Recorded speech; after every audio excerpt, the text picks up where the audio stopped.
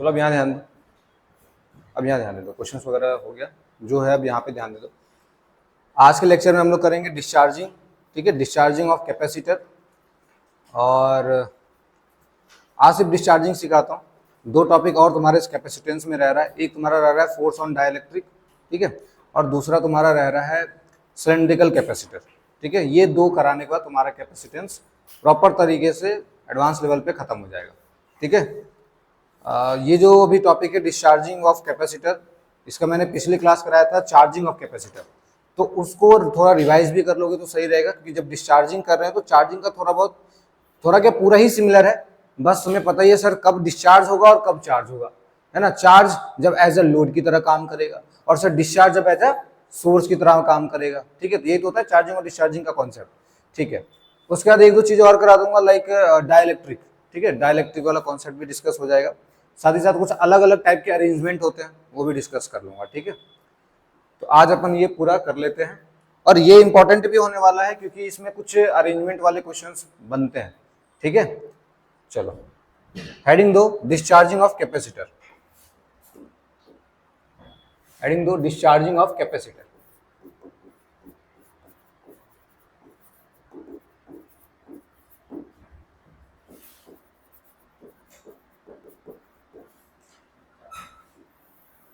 Discharging, इससे पहले हम लोगों ने किया था चार्जिंग। एक और थोड़ा मैं तुम्हें चार्जिंग दिखा देता हूं, उसके बाद डिस्चार्जिंग पे दोबारा आएंगे। चार्जिंग ऑफ कैपेसिटर में देखो, सबसे पहले हम लोगों ने क्या देखा था कि सर जिधर की तरफ इलेक्ट्रिक फील्ड है उधर की तरफ ही क्या है, करंट है। जिधर की तरफ इलेक्ट्रिक फील्ड था उधर की तरफ ही करंट था, मतलब कि एज ए लोड काम कर रहा था, चार्ज हो रहा था, ठीक है।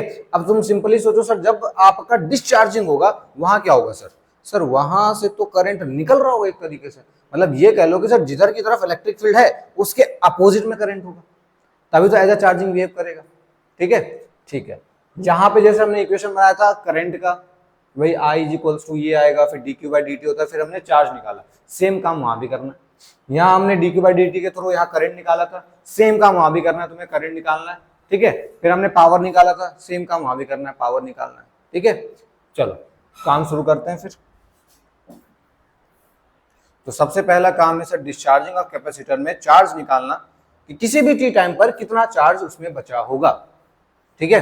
तो पहले मैं स्टार्ट करता हूं, तो यहां से देख लो, एक कैपेसिटर लगा हुआ है, ठीक है। चलो एक स्विच भी दे देते हैं, ये एक स्विच है लगा हुआ, और ये एक रेजिस्टेंस लगा हुआ है। बच्चों इनिशियली जो इलेक्ट्रिक फील्ड की डायरेक्शन है वो डायरेक्शन, चलो यहाँ पे मैं बता देता हूँ, ये है माइनस का क्यू और ये है प्लस का क्यू। तो जो इलेक्ट्रिक फील्ड की डायरेक्शन है वो किधर है सर, इधर की तरफ है। इलेक्ट्रिक फील्ड की डायरेक्शन इधर है, इधर की तरफ है।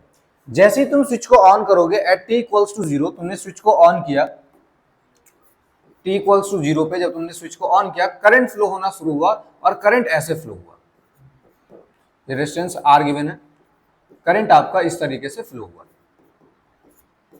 ठीक है। इस तरीके से पूरे सर्किट में करंट आपका जा रहा है।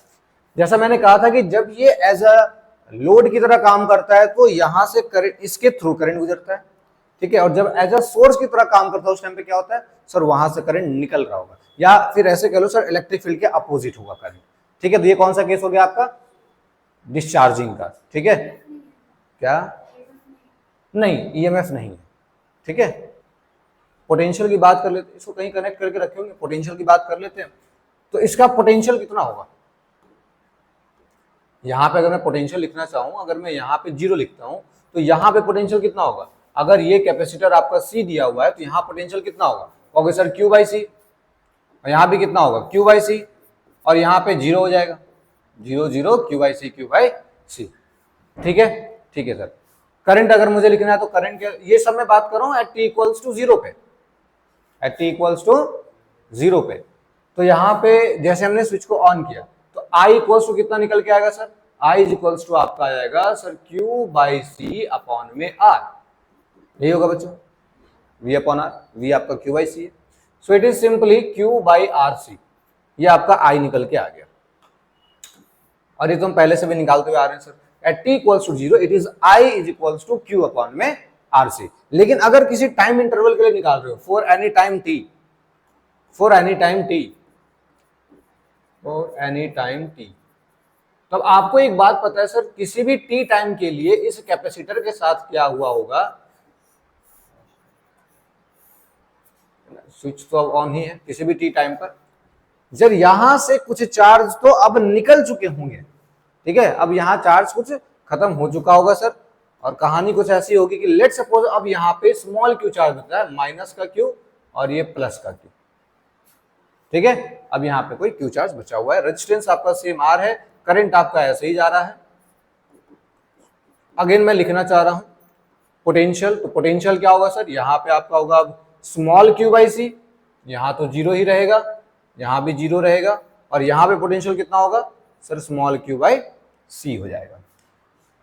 अगेन करंट की इक्वेशन लिखे तो करंट क्या होगा sir, current is of course I is equals to, या ये भी छोड़ो क्योंकि मुझे पता नहीं है ना, क्यू बाई सी तो मैंने फिलहाल लिख दिया।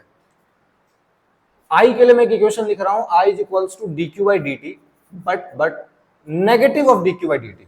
क्या इस इक्वेशन से सहमत हो sir, I is equals to negative of D Q by D T, क्यों, क्योंकि सर यहाँ पे करंट और चार्ज दोनों का कनेक्शन कैसा है, अपोजिट है, ठीक है, ये तो सर जहां पे चार्ज घट रहा है, यहाँ पे चार्ज क्या हो रहा है, घट रहा है, करंट क्या है सर, करंट वो रेट है जिस रेट से चार्ज को घटाया जा रहा है, ये बात आई समझ। चार्जिंग वाले केस में क्या था सर, करंट वो रेट था जिससे चार्ज को बढ़ाया जा रहा था, यहाँ पे क्या है, चार्ज को घटाया जा रहा था, minus D Q by D T. तो ये हो गया तुम्हारा पहला इक्वेशन। दूसरा इक्वेशन तुम केवीएल लगा करके बना सकते हो, या फिर तुम्हारे पास ऑलरेडी है तुम इसको भी एज इट इज यूज कर सकते हो, ठीक है, वैसे केवीएल लगाना है केवीएल लगा दो, कोई दिक्कत नहीं है। तो शुरू करते हैं, यहां से हमने स्टार्ट किया, तो पहले वाले का चार्ज माइनस क्यू अपॉन सी, और चूंकि बाहर से निकल रहे हैं तो बाहर भी एक माइनस आ गया, फिर यहां से ऐसे आओगे माइनस का I R is equals to zero, तो कितना हो गया ये sir, Q by C is equals to I R, so I is equals to Q by R C, है ना, हमें पता था कि सर रिजल्ट तो वही आने वाला है। अब इस I को तुम यहां पे यूज कर लो, तो Q by R C is equals to negative of D Q by D T, तो D T upon R C integration होगा जीरो से टी टाइम के लिए, जिस टाइम पे भी आप क्यू निकालना चाह रहे हो, और इधर हो जाएगा माइनस, इधर ही ला ले आओ, D Q by D T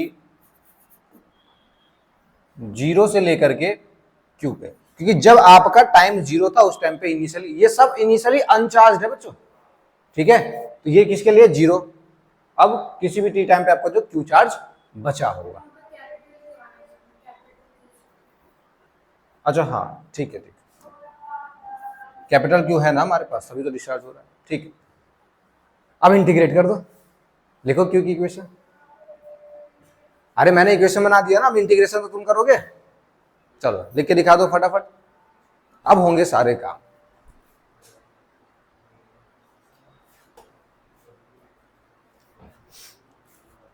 answer बिल्कुल सही है, यहां से आपका आ गया D Q upon Q, this is of course sir L N Q, यहां लिमिट लगी हुई है,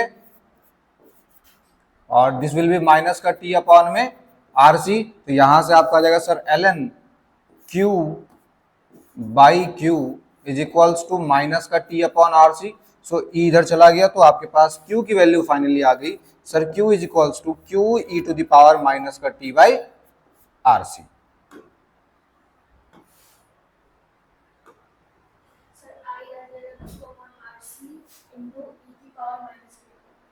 टू अपॉन आर सी, अच्छा ठीक है, ठीक, क्यू अपॉन आर सी, ठीक, चलो पहले इसका ग्राफ बना लेते हैं फिर हम बात करेंगे इस पे भी। तो ये आ गया तुम्हारा Q is equals to Q E minus का टी अपॉन आर सी। इसका ग्राफ अगर हम देखें तो तुम्हें पता है सर ये तो डिक्रीजिंग ग्राफ है, और ये डिक्रीज होगा, ये आपका Q है वर्सेस T का ग्राफ है, ये इस तरीके से आपका डिक्रीज होगा,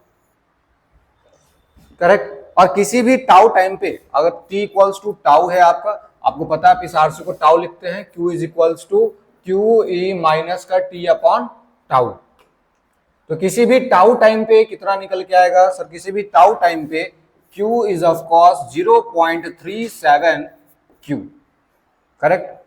तो इसका मतलब क्या हो गया कि सर किसी भी टाउ टाइम पर जो आपका चार्ज कितना खत्म हो चुका होगा, तो सर 37% चार्ज खत्म हो चुका होगा। समझ गए बात को? अगर 2 टाउ की बात करें यानी t इक्वल्स टू 2 टाउ, तो वहां पे Q कितना होगा आपका? कहोगे sir this is of course 0.37 का स्क्वायर इंटू Q, यानी किसी भी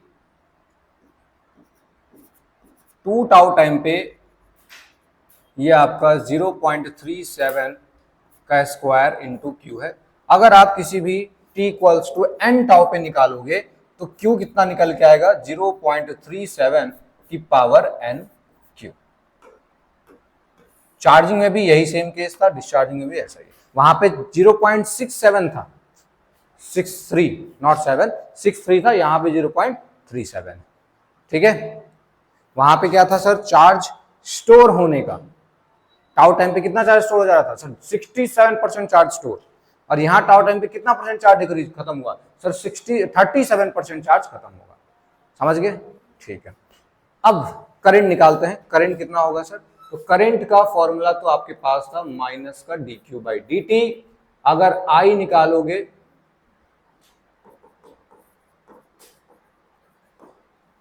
तो I is equals to d/dt। Q की वैल्यू आपके पास है, कितनी है सर? Q e⁻ माइनस का t/RC लिखो या टाउ लिखो, उससे कोई दिक्कत नहीं। तुम कितना आंसर बता रहे थे? हाँ ठीक है ठीक है ठीक है। तो ये आ जाएगा Q अपॉन में RC e⁻ माइनस का t/RC। यही आ गया, समझ में आ गई बात? इसका भी ग्राफ बनाओ, ग्राफ बनाओ, इसका ग्राफ देखने में मजा आएगा। ग्राफ कैसा होगा बेटा? चलो ओरली डिस्कस कर लेते हैं। ग्राफ कैसा होगा? इंक्रीजिंग या डिक्रीजिंग? Decreasing, good one. तो दोनों ही केस में करंट तो आपका डिक्रीज होगा, बट चार्ज जो है चार्जिंग वाले केस में आपका बढ़ेगा, डिस्चार्जिंग में आपका घटेगा। ठीक है, करंट तो सर वही रहने वाला है, this is I versus T। और किसी भी टाउ टाइम पे कितना होगा? टाउ आपका टाइम कांस्टेंट है, ध्यान रखना। यहां कितना होगा? कहेंगे सर निकाल लेंगे।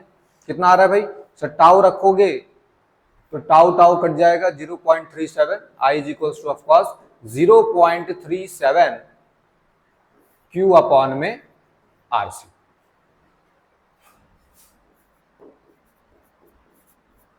अच्छा, मैंने मैक्सिमम वैल्यू तो लिखी नहीं। मैक्सिमम वैल्यू कितनी होगी बच्चों? Sir Q upon RC।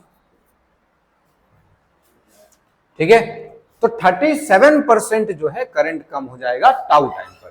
ठीक है, वहीं पे अगर अपन बात करें 2 टाउ, 2 के लिए कितना होगा बेटा? 2 टाउ के लिए सर आपका ये I टाउ के लिए है, ये I आपका 2 टाउ के लिए है। ठीक है, तो 2 टाउ के लिए कितना होगा? T की जगह 2 टाउ रखेंगे, टाउ से टाउ कैंसल, 0.37 का स्क्वायर Q अपॉन में RC।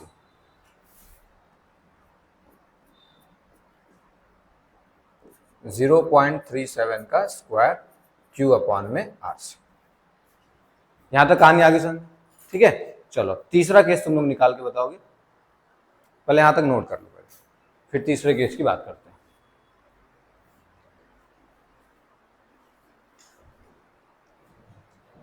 चलो नेक्स्ट हेडिंग है आपका power loss through register.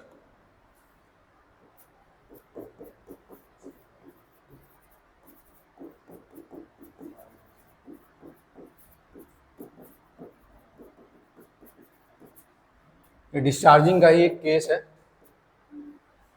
Power loss through register. तो पावर का फॉर्मूला होता है I²R। अब इसमें कुछ भी करने की जरूरत नहीं है, हमारे पास I की इक्वेशन पहले से है। I की इक्वेशन कितनी आई थी sir? Q upon RC into e⁻ minus का T/RC। इसका स्क्वायर करोगे इंटू R करोगे, पावर फाइनली जो आएगा इट इज Q² अपॉन में RC² e⁻ माइनस का 2T/RC। This is power. अब इसका ग्राफ बनाएं। इसका ग्राफ कैसा होगा? ग्राफ इसका भी सर ऐसा ही होगा। ठीक है, मैक्सिमम कितना पावर होगा sir? Maximum is of course Q square upon में आर सी स्क्वायर। इसको मैं पी नॉट अगर लिख दूं, किसी भी टाउ टाइम पे कितना पावर आ रहा है बच्चों? सर टाउ टाइम पे जैसे अपन टाउ पुट करेंगे तो ये आ जाएगा e टू द पावर 0.37 का स्क्वायर इंटू पी नॉट लिख सकता हूं ना? समझ गए बात को? अगर मैं 2 टाउ के लिए बात करूं तो 2 टाउ के लिए कितना होगा? 2 टाउ के लिए है ना, यहाँ 2 इंटू टाउ उठा दिया यानी कि 4 टाउ हो गया। तो यहाँ पे लिखोगे सर 0.37 की पावर 4 इंटू पी नॉट। कहाँ माइनस होगा बेटा? समझ गए बात को? अगर किसी एन टाउ के लिए बात करें तो एन टाउ के लिए क्या होगा? अगर कोई टाइम एन टाउ के लिए बात करें उस टाइम पे क्या होगा सर? 0.37 की power 2n into P not. ठीक है, पी नॉट क्या है आपका sir? That is Q by R C square. समझ गए यहां तक बच्चों? नेक्स्ट आपको निकालना है हीट लॉस।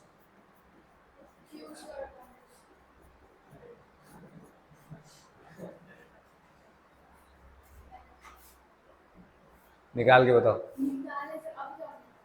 इंटीग्रेट किया तुमने? 0 से, हाँ सही है, 0 से इन्फिनिटी करेंगे। आगे आंसर कितना आ रहा है? Q square upon.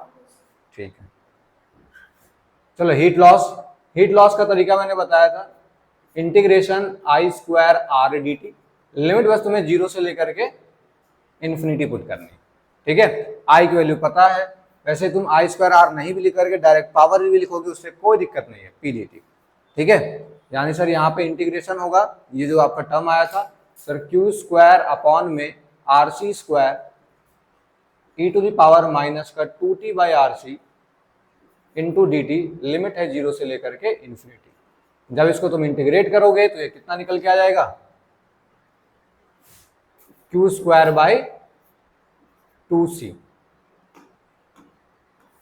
This is heat. हालांकि तुम ऐसे भी निकाल सकते थे sir potential energy initial minus potential energy final, उससे भी तुम्हारा आराम से निकल के आ जाता। ठीक है,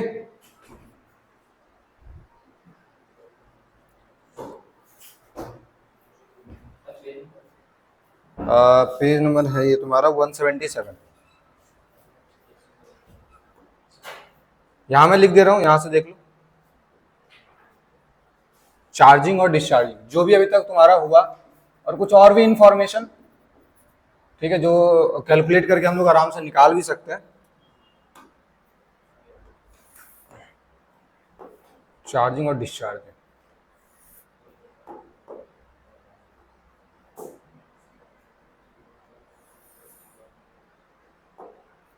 एक तरफ चार्जिंग लिख देना, एक तरफ डिस्चार्जिंग लिख देना।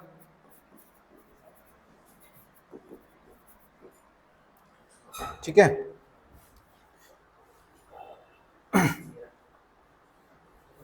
चार्जिंग के केस में आपका किसी भी टाइम पर चार्ज कितना निकल के आया था? चार्ज निकल के आपका आया था, चलो मैं पोटेंशियल से लिखना शुरू करता हूं।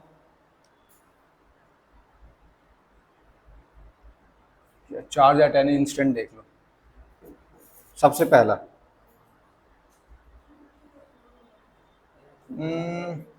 ठीक, चलो देख लो चार्ज एट एनी इंस्टेंट कितना होता है इसमें? Charge at any instant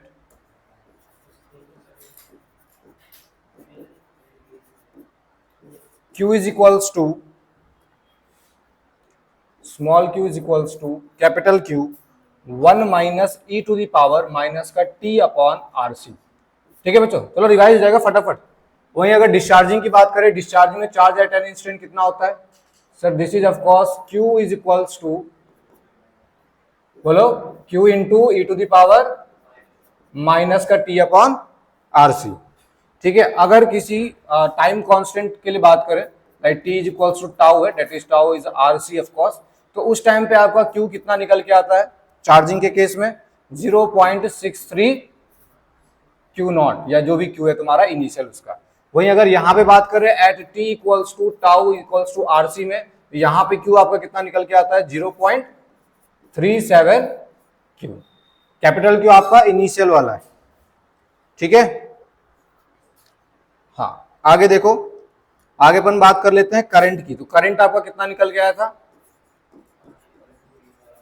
current आपका निकल के आया था sir I is equals to of course Q naught upon में R C, Q upon R सी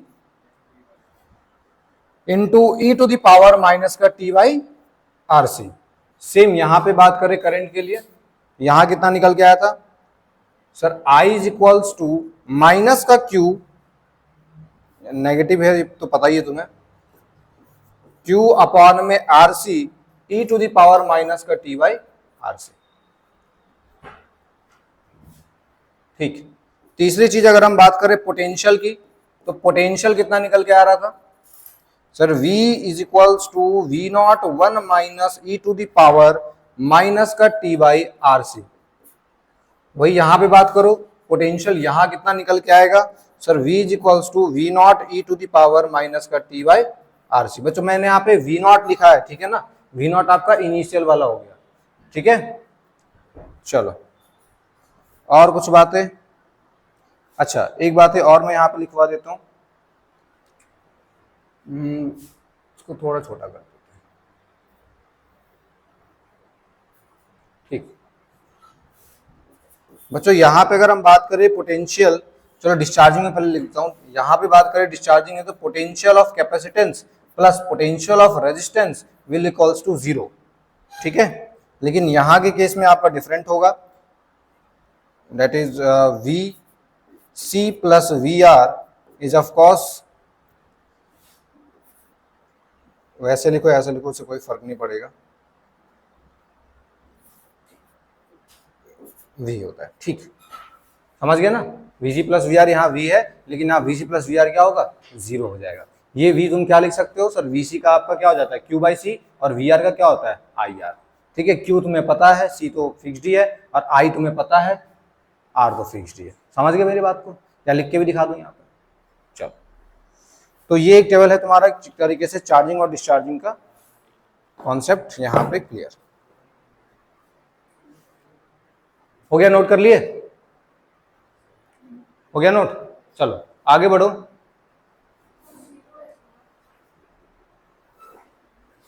क्या पूछ रही हो, नोट हो गया बच्चों यहां तक। Next is capacitor with dielectric, heading देंगे कैपेसिटर विथ डाइलेक्ट्रिक।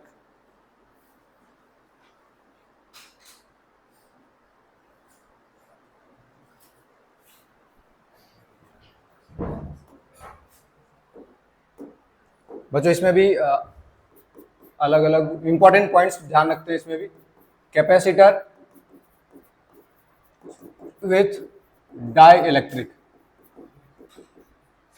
कंपेयर करके करेंगे ताकि रिजल्ट याद रखने में हमें ज्यादा दिमाग खराब ना हो, है ना, ज्यादा दिमाग का जोर लगाना भी सही नहीं है।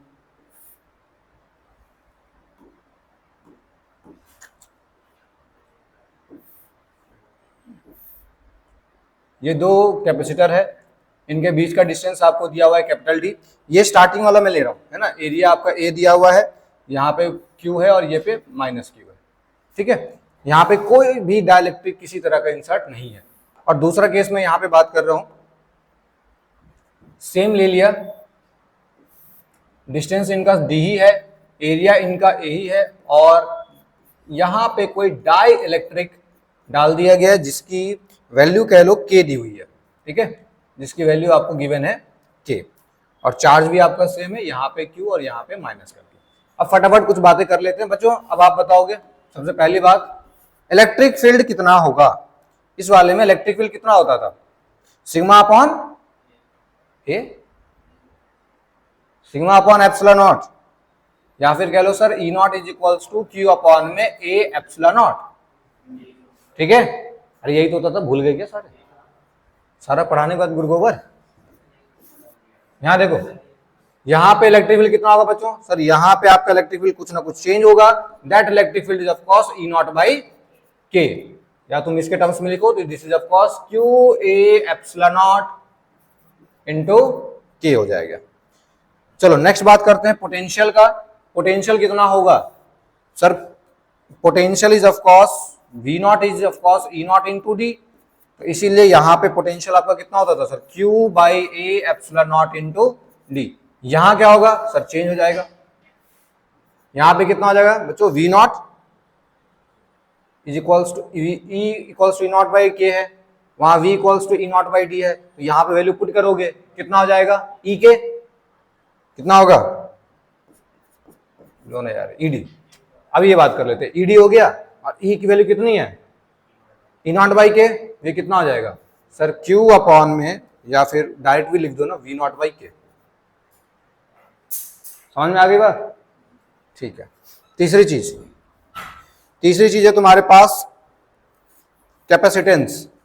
बच्चों यहां पे कैपेसिटेंस की वैल्यू कितनी होती थी sir? A epsilon nought by D. अच्छा अगर मैं शुरू से लिखूं सारा ही कॉन्सेप्ट, तो यहां पे क्या था sir? C equals to Q upon में वी नॉट था, और वो वी नॉट आपका कितना होता था sir? A epsilon nought by Q into D.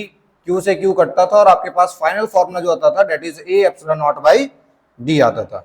अब यही सेम कॉन्सेप्ट यहां पे लगाओ sir. C equals to Q upon V nought, यहां पे क्या होगा सर? क्यू अपॉन वी, और what is V sir? V is V nought by K. ठीक है, यहां पे कैपेसिटेंस की फाइनल वैल्यू कितनी हो जाएगी सर? के सी नॉट। कोई दिक्कत तो नहीं है? सी नॉट की वैल्यू आपको पता है, ये रही सी नॉट, यहां लिख दो यार सी नॉट। ठीक है। चौथी चीज एनर्जी डेंसिटी। एनर्जी डेंसिटी क्या होगा? एनर्जी डेंसिटी यहां मैं लिख देता हूं, क्योंकि एनर्जी नहीं है ये, एनर्जी डेंसिटी है। तो एनर्जी डेंसिटी का फॉर्मूला तुम्हें पता था sir? Half epsilon nought E square. ठीक है, यहां पे कितना हो जाएगा बच्चों? ये मैं ऐसे लिख देता हूं, this is of course D U upon में डी वी नॉट है। यहां पे कितना हो जाएगा? D U upon D we.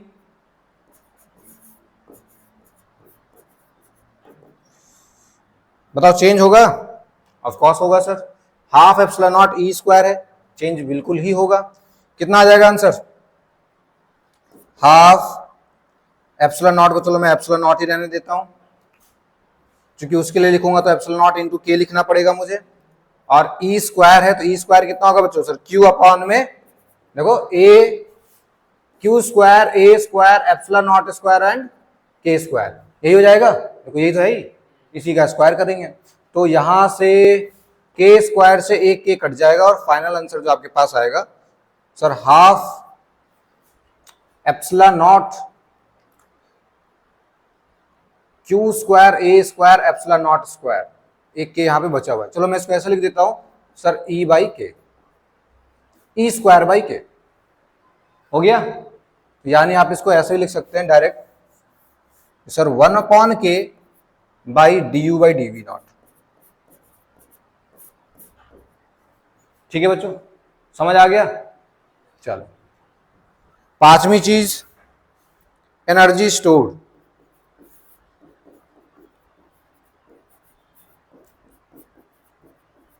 तो एनर्जी स्टोर्ड का फॉर्मूला क्या था सर? क्यू स्क्वायर अपॉन में 2c। कितना आ जाएगा सर? क्यू स्क्वायर अपॉन में 2a epsilon not into D. ठीक है, यही होगा तुम्हारा formula. This is energy stored that is you not. यहां पे क्या होगा बच्चों? फॉर्मूला देखो और मॉडिफाई करो। ठीक है, अगर मैं यहाँ पे चलो सी ही रखता तो सी की वैल्यू यहाँ पे कितनी हो जाती है सर? ये हो जाती है के सी नॉट, मतलब सर एक के वहां पे मल्टीप्लाई हो जाएगा। ठीक है, यानी आप डायरेक्ट भी लिख सकते हो sir, u is equals to of course you not by के। समझ में आ गया? अगर वहां u नॉट है तो यहाँ u नॉट के होगा, अगर वहां du बाई डी नॉट है तो यहाँ पे 1 बाई के du बाई डी नॉट होगा। वहां पे अगर वहां पे अगर c नॉट है तो यहाँ पे कितना होगा? के सी नॉट होगा। यहाँ पे अगर v नॉट है तो यहाँ पे कितना होगा? v नॉट बाई के होगा। वहां पे e नॉट है तो यहाँ पे क्या होगा? e नॉट बाई के होगा। समझ गए बात को? तो डाई इलेक्ट्रिक लाने से क्या क्या चीजें, फॉर्मूला कैसे बदल जाएगा, समझ में आ गया तुम्हें। देखो बस तुम्हें अगर बस इलेक्ट्रिक फील्ड का तुमने देख लिया ढंग से, फिर तो तुम्हें सारे याद है। इसलिए मैंने फॉर्मूला खोल खोल करके कराया तुम्हें, ताकि याद करने में दिक्कत ना हो। एक तो ये हो गया। दूसरी कहानी एक और ये बनती है कि अगर मैं इसको बैटरी से कनेक्ट करूं, ठीक है, किसी पोटेंशियल डिफरेंस से कनेक्ट कर दूं और कनेक्ट करने के बाद कैपेसिटर हटा दूं, तो ये वाला केस हो गया सर। कनेक्ट करने के बाद आपने क्या किया, कैपेसिटर सॉरी बैटरी हटा दी, नॉट कैपेसिटर, कनेक्ट बैटरी से कनेक्ट किए और क्या किए, फिर हटा दिए, ये वाला केस हो गया। अगर हटाए नहीं, उसे लगे ही रहने दे, फिर क्या होगा, V कांस्टेंट हो जाएगा सर। V कांस्टेंट हुआ तो इलेक्ट्रिक फील्ड कांस्टेंट हो जाएगा सर, ठीक है। तो फिर क्या क्या चीजें बदलेंगी, देखो फटाफट, पहले इसको नोट करो, इसको फटाफट नोट करो, फिर वो वाला भी केस लेके आता हूं। चलो नेक्स्ट इज सेम इसी तरीके से एक और टेबल बनाते हैं। इस बात को ध्यान रखना है, ये वाला जो केस है, ये केस कौन सा एक तरीके से सर, बैटरी केप्ट अवे है ना। मैं यहां लिख भी देता हूं, this is of course battery kept away. जिस बैटरी के लिए, अरे बैटरी देकर के पोटेंशियल दिए और पोटेंशियल देने के बाद फिर बैटरी को हटा दिया, ये केस बन गया, ठीक है। तो बैटरी केप्ट अवे है भी यही है। अब दूसरा केस सुनो,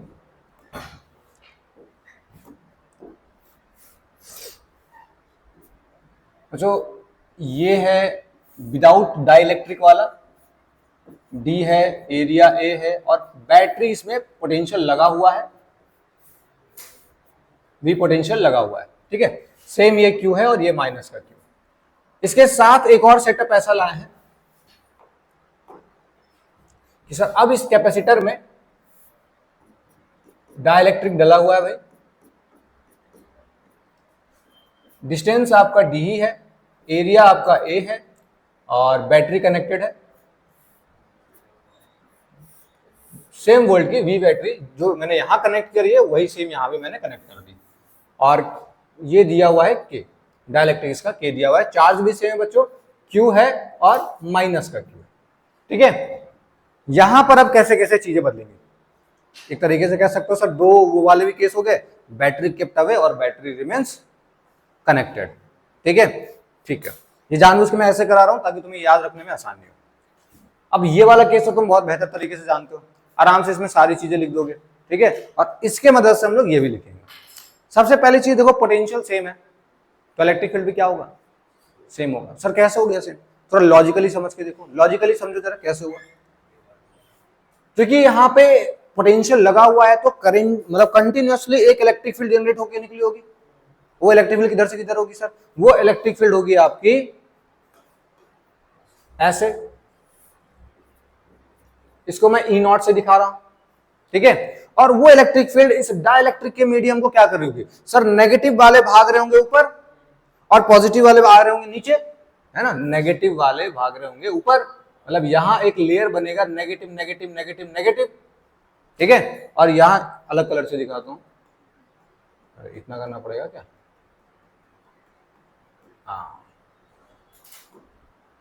चलो इस कलर से देख लो भाई, चलो।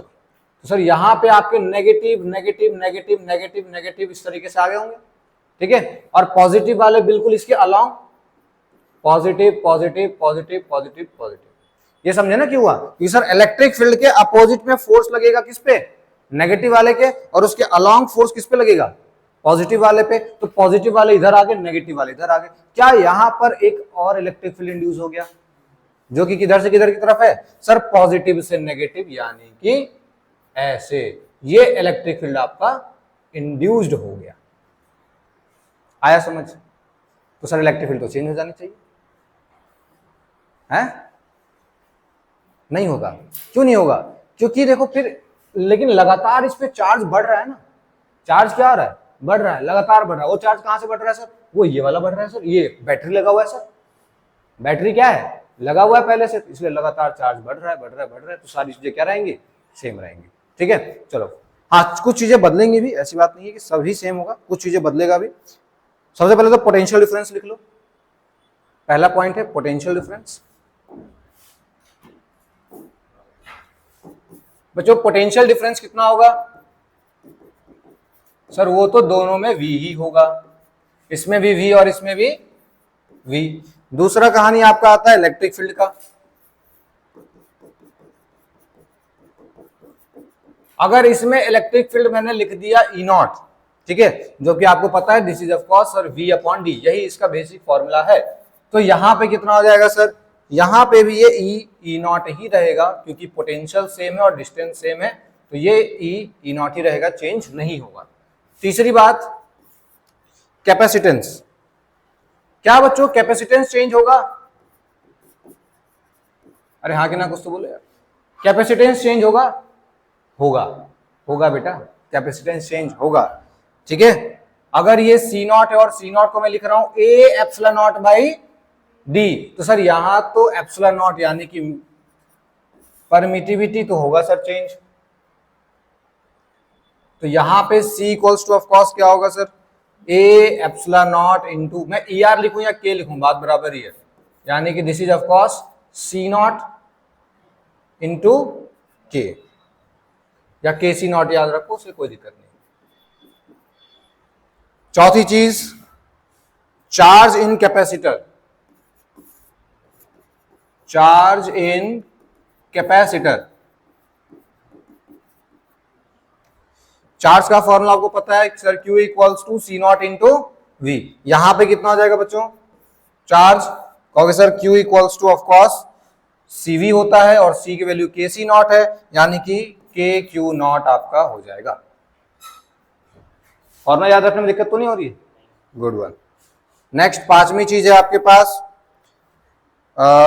Energy density. एनर्जी डेंसिटी का इस वाले में फॉर्मूला तुम्हें पता है कितना था sir, du by dv not is of course half epsilon nought E square था, और ई स्क्वायर को आप लिख सकते हो वी स्क्वायर अपॉन में डी स्क्वायर। क्या चेंज होगा? बिल्कुल चेंज होगा। Energy density that is du upon में dv is of course k into du by dv not. वहां पे बच्चों 1 अपॉन k था, यहां पे क्या हो गया, k हो गया सिर्फ, ठीक है। नेक्स्ट एनर्जी स्टोर्ड, तो एनर्जी स्टोर आपका क्या हो गया सर, यू नॉट से डिनोट करते थे, this is of course half C nought into V square, और यहां पे कितना हो जाएगा sir, u equals to half C V square होता है, और c आपका के सी नॉट है, मतलब आप बड़े आराम से के यू नॉट को लिख सकते हैं। हो गया क्लियर? ये सारे फॉर्मूले आपको याद रहने चाहिए, है ना। ये बिल्कुल ऐसा भी है कि डाई इलेक्ट्रिक डालने के बाद battery remains connected, battery remains connected. याद रहेंगे बच्चों सारे, काफी इंपॉर्टेंट है ये। देखो यहां पे आपका अगर कितना बड़ा चेंज आया, अगर बैटरी कनेक्टेड रहा तो के यू नॉट, वहां पे यू नॉट बाई के, यहाँ पे क्या था 1 अपॉन के, वहां पे वहां पे 1 अपॉन के, यहाँ पे क्या हो गया के हो गया, और बाकी तुम्हें दिख ही रहा है सारी चीजें, ठीक है। ठीक, आगे बढ़े, नोट करो फिर फटाफट।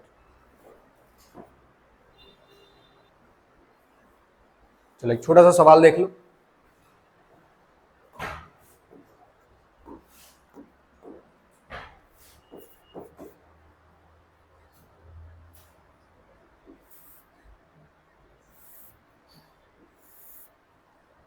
इसकी लेंथ है बच्चों d1, इस वाले की लेंथ है आपकी d2, ठीक है, और इसका डायलेक्ट्रिक है k1, इसका डायलेक्ट्रिक है k2। यहाँ पे q चार्ज था, यहाँ पे माइनस का q चार्ज है। यहाँ की जो इलेक्ट्रिक फील्ड है वो है आपकी E1, और यहाँ की जो इलेक्ट्रिक फील्ड है वो है आपकी E2, ठीक है। और एरिया आपका A दिया हुआ है, दोनों का ही एरिया कितना है A। आपको निकालना क्या है, फाइंड, सबसे पहला तो इलेक्ट्रिक फील्ड 1 निकालो, E1 निकालो, दूसरा तुम E2 निकालो, तीसरा तुम पोटेंशियल डिफरेंस बिटवीन प्लेट्स निकालो,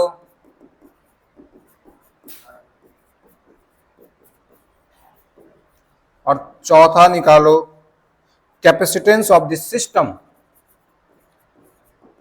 कैपेसिटेंस ऑफ दिस सिस्टम, चलिए कोशिश करिए।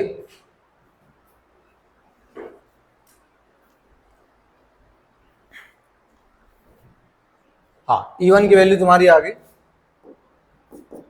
Sir. E1 is Q upon में A एप्सिलॉन नॉट, यहाँ D1 रखो और यहाँ पे K1, यही आ गया था सबका। ठीक है, यहाँ ध्यान दे दो हीरो सर। Q अपॉन में A एप्सिलॉन नॉट, यहाँ D2 और यहाँ पे K2। Potential difference between the plates is of course V equals to E1D plus E2D। E1D कितना है सर? E1 है आपका QD1 अपॉन में A epsilon not K1 plus QD2 upon में A एप्सिलॉन नॉट K2। ये आ गया potential.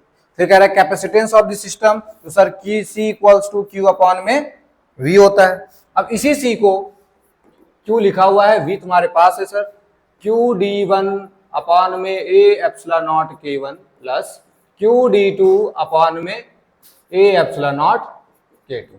Q से Q कॉमन कट गया, कितना आ रहा है सर? 1 अपॉन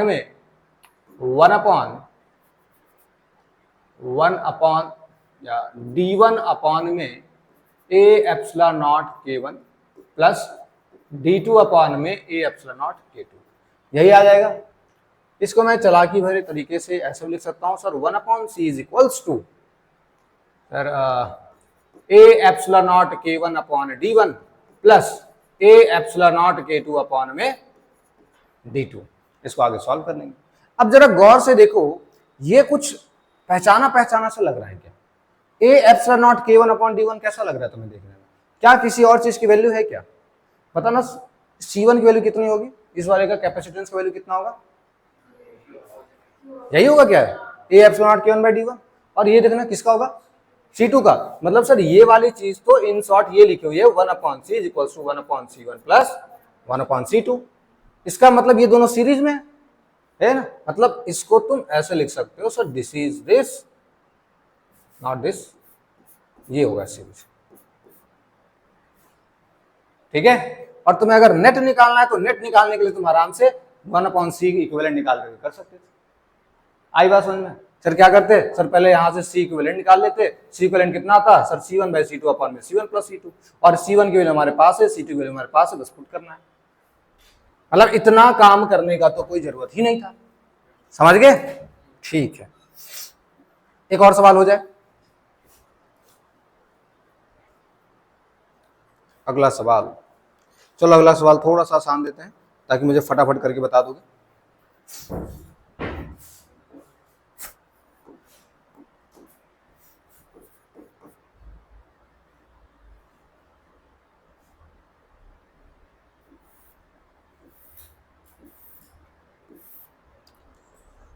बच्चों ये सारी डिस्टेंस जो है वो गिवन है dy3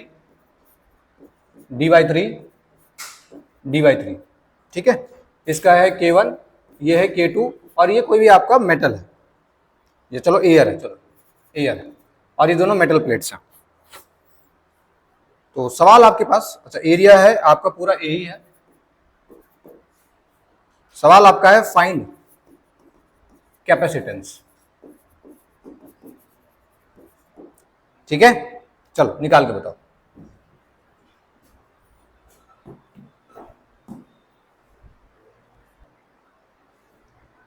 कोई समस्या नहीं है, तुम इसको उतने पे छोड़ सकते हो।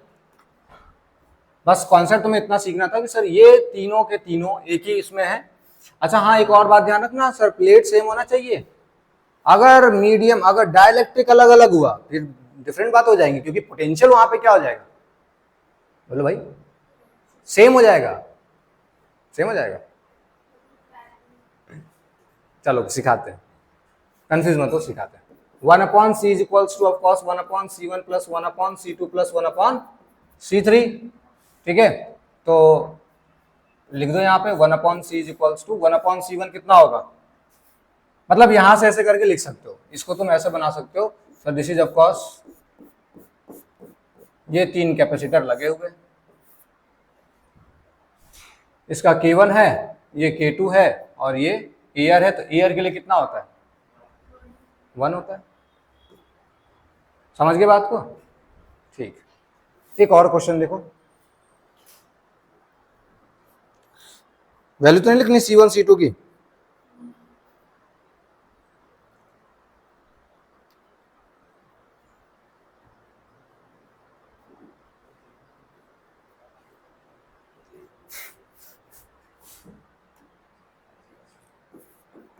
चलो इस क्वेश्चन को देखो जरा।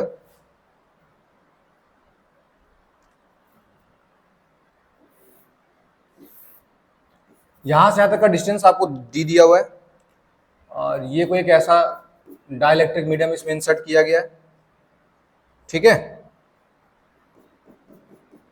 और यहां पे कोई डाइलेक्ट्रिक मीडियम ऐसा अलग अलग डाइलेक्ट्रिक मीडियम है, इसकी वैल्यू है K1 और इसकी वैल्यू है K2, ठीक है बच्चों, आपको वही निकालना है। और ये दोनों ही मेटल प्लेट है, मेटल प्लेट, मेटल प्लेट। अब इस केस में आपको क्या निकालना है, फाइंड नेट कैपेसिटेंस या फाइंड कैपेसिटेंस। चलो निकालो, कैसे निकालोगे? तुम्हारा आंसर पहले से रेडी था क्या? है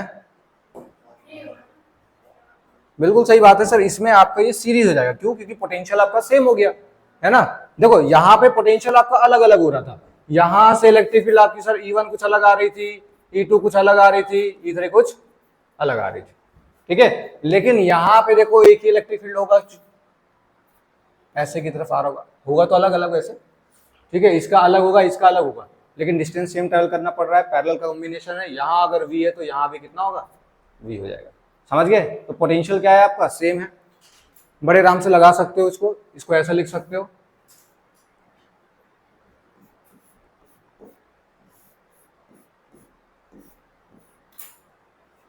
ठीक है, या ऐसे भी दिखा दो।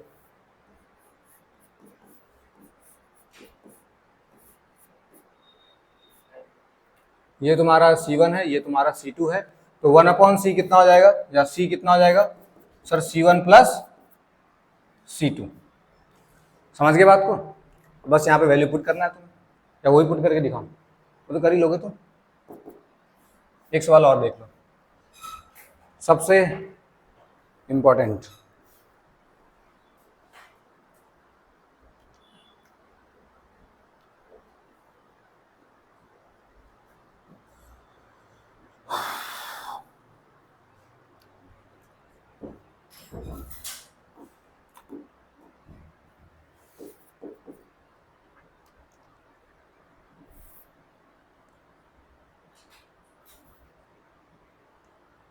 ओके, ऐसा दिया बच्चों कनेक्शन,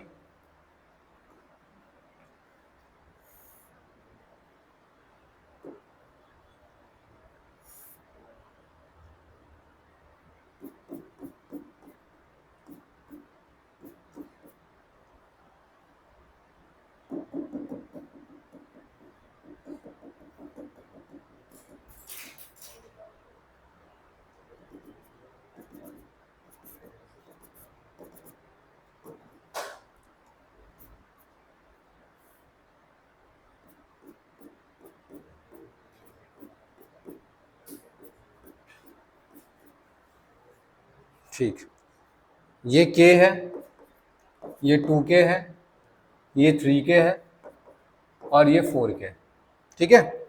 एरिया, ये डिस्टेंस है यहाँ से यहाँ तक का D/2, यहाँ से यहाँ तक का डिस्टेंस है D/2, और ये है A/2 और इसका भी एरिया है A/2।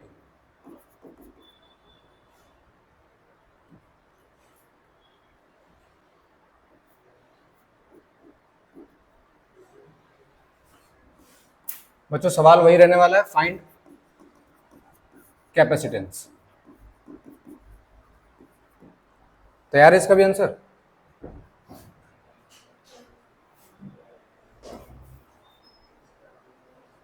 देखो मैं इसका अरेंजमेंट लिख देता हूं, बाकी तुम आगे कैलकुलेट कर लेना। अरेंजमेंट कैसा होगा, ये कैपेसिटर जिसका डाइलेक्ट्रिक के है, ये सीरीज में होगा किसके साथ, 2K वाले के साथ, ठीक है, और पैरेलल में होगा किसके साथ, 3K वाले के साथ, और ये 2K वाला पैरेलल में होगा किसके साथ, 4K वाले के साथ, और 3K और 4K क्या होगा, सीरीज में होगा। बस समझ गए, इसका नाम दे दो C1, C2, C3, C4। Finally ये बन जाएगा ऐसा,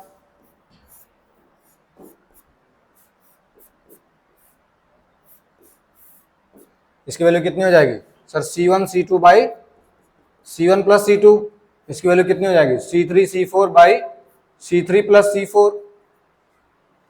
अब यहां से तुम C नेट लिखोगे तो C नेट कितना हो जाएगा, फिर C1 C2 by C1 plus C2 plus C3 C4 upon में C3 प्लस C4। अब सारी वैल्यू इसमें पुट कर दो, ठीक है, C1 वैल्यू पुट करो, C2 वैल्यू पुट करो, C3 वैल्यू पुट करो, C4 वैल्यू पुट करो, आंसर निकल के आ जाएगा। समझ गए, चलो निकाल लेना। वैसे मैं लिख भी देता हूँ, C1 की वैल्यू कितनी होगी बताना जरा, C1 की वैल्यू बताओ, A एप्सिलॉन नॉट, लेकिन यहाँ A/2 है, ठीक है ना, तो A/2 एप्सिलॉन नॉट,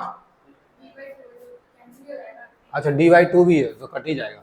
कितना आ रहा है C1 की वैल्यू, बताओ जल्दी बोलो, बोलो, K वाला है, A एप्सिलॉन नॉट,